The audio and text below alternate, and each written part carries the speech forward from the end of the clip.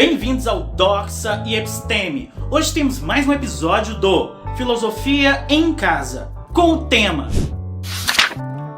Ordem Divina.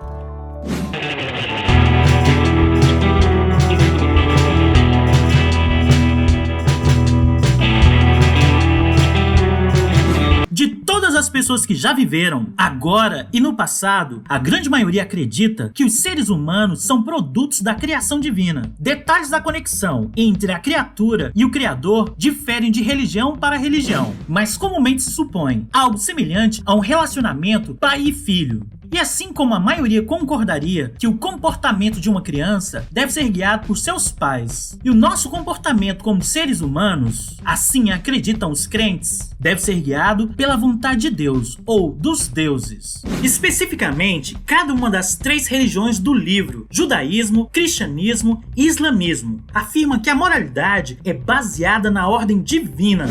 E o principal meio pelo qual os desejos da divindade são conhecidos pelos seres humanos são as escrituras sagradas, sobretudo a Bíblia e o Alcorão, tidos como divinamente inspirados, ou a palavra revelada pelo próprio Deus. Então, de acordo com essa visão, um pensamento ou um ato é certo ou errado porque Deus ordenou que assim seja.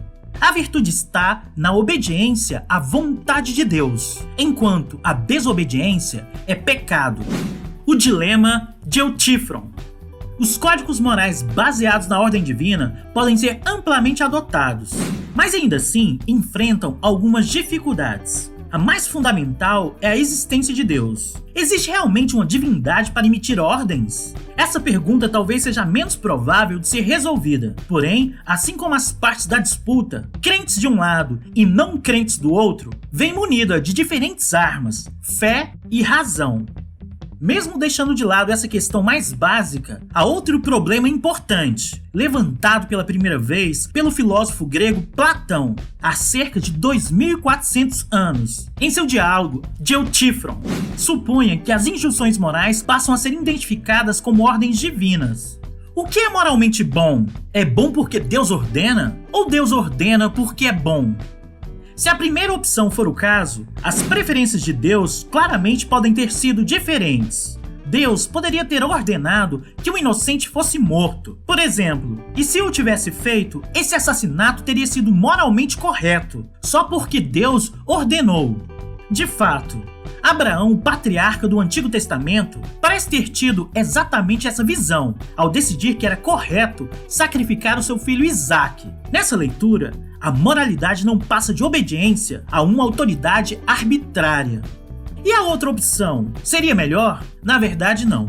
Se Deus ordena o que é bom porque é bom, claramente a sua bondade é independente de Deus. Nesse caso, Deus parece não ser mais que um intermediário.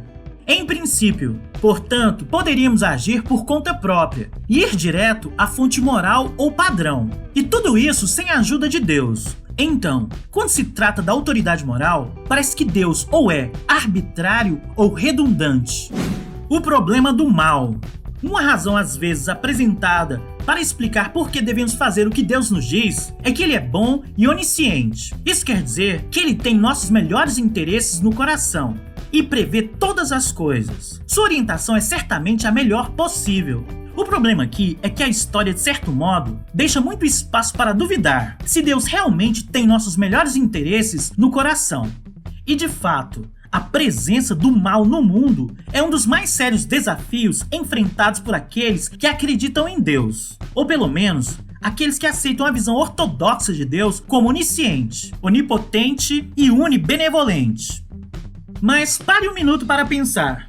Não é muito difícil conciliar o terrível catálogo de dor e sofrimento no mundo, tipo morte, assassinatos, terremotos e um sem número de doenças, com a existência de um Deus todo-poderoso, onisciente e, sobretudo, benevolente? Como pode esse mal existir ao lado de um Deus que tem, por definição, a capacidade de pôr fim a ele? Expulsando a prostituta do diabo. É muito difícil fugir da indagação de Platão, mas teólogos e filósofos responderam a isso de formas muito diferentes. A resposta teológica padrão é insistir que Deus é bom e, portanto, nunca ordenaria o mal. Mas afinal, o que é fazer o mal, na visão da ordem divina, além de desafiar a vontade de Deus? Assim, para determinar o que é mal, não somos menos dependentes de um padrão de bondade que independentes de Deus.